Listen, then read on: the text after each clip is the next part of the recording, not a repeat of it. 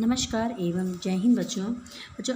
इस वीडियो के अंतर्गत हम प्लास्टिक प्रदूषण के प्रश्न उत्तर करेंगे कक्षा 3 से। तो सबसे पहले कॉपी में आप करेंगे भाषा की दुनिया से लेंगे सुतलेख जिसे नवीन शब्द के नाम से जाना जाता है। पहला शब्द है संकल्प, दूसरा है समस्या, तीसरा कार्यालय, खरीदारी, असंभव, प्लास्टिक, सामान और दैनिक। ठीक है, इन्हें आप कॉपी पे नोट करेंगे।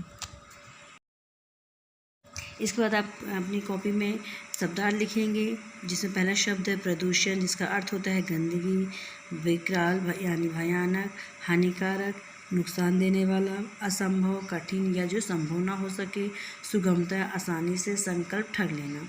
और फिर ये प्रश्न उत्तर करेंगे जिन्हें आप अपनी पुस्तक में ही लिखेंगे।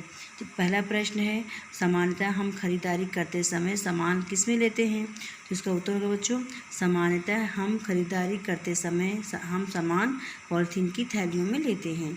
दूसरा ख प्रश्न है प्लास्टिक की सबसे बड़ी सुगमता क्या है? तो प्लास्टिक की सबसे बड़ी सुगमता है वह प्राकृतिक रूप से नष्ट नहीं होती है। तीसरा है आजकल प्लास्टिक का बोलबाला कहाँ कहाँ पर है? तो इसका उत्तर होगा आजकल प्लास्टिक का बोलबाला घरों, दुकानों, कार्यालयों सभी जगहों पर है।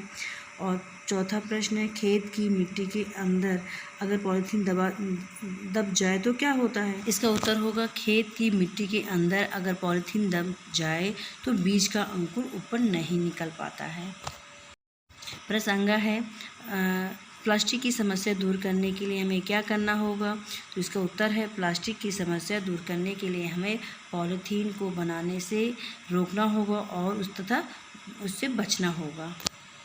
पाठ की दुनिया का तीसरा प्रश्न है पाठ के अनुसार रिक्त स्थानों की पूर्ति कीजिए।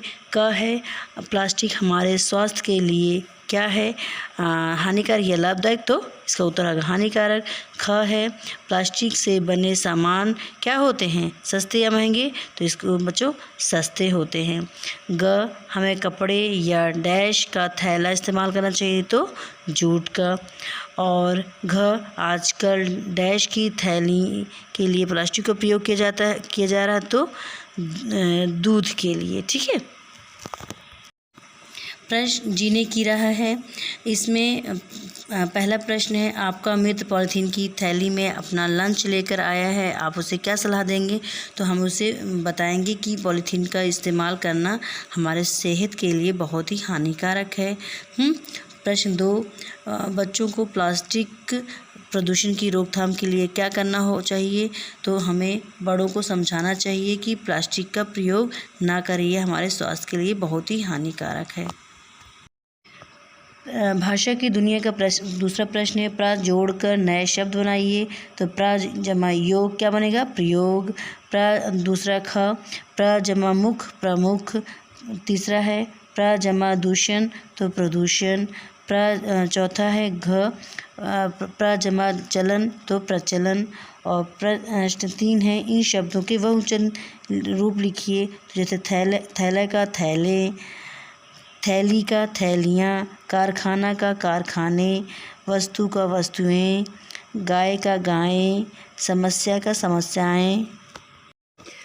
भाषा की दुनिया का प्रश्न 4 नुक्ता के प्रयोग को ध्यान में रखते हुए सही शब्दों के सामने सही का निशान लगाना है। जैसे जानवर और जानवर तो क्या होगा बच्चों? जानवर होगा। पहला ऑप्शन सही है। बीज और बीज तो बीज सही है। कागज़ और कागज़ तो कागज़ कहा जाता है। ज़रूर और ज़रूर में ज़रूर होता है। सब्जी और सब्ज़ी तो दूसरा ऑप्शन जो सही है सब्ज़ी कहा जाता है। जागरूक और जागरूक तो जागरूक होता है। जनता अच्छा देखिए जनता और जनता तो जनता होता है ना कि जनता। बाजार और बाज़ार तो बाज़ार होगा। प्रश्न 5 जो उत्तर सही हो उसके सामने सही का निशान लगाइए।